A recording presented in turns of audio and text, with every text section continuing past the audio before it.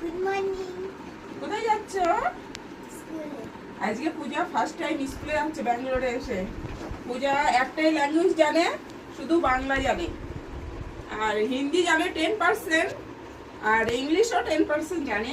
তো পূজার এক্সপিরিয়েন্সটা আজকে শেয়ার করবো বিকালে স্কুল থেকে আসলে, যে ও তো কোনো ল্যাঙ্গুয়েজ জানে না, কানাডা তো জানেই না। স্কুলে গিয়ে কার সাথে কিভাবে কথা বললো। বাবু যখন প্রথম ব্যাঙ্গালোরে এসেছিল, বাবু 50% ইংলিশ 50% হিন্দি জানতো, কানাডা কিছুই জানতো না।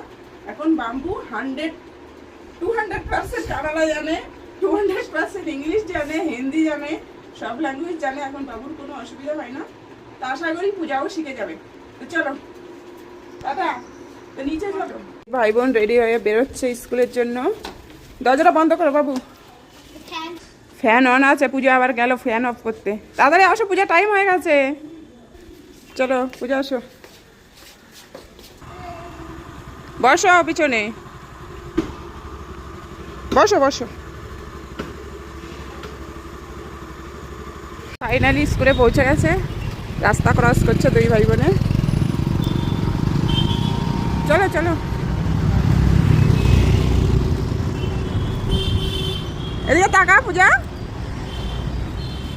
টাটা করে দাও একটু।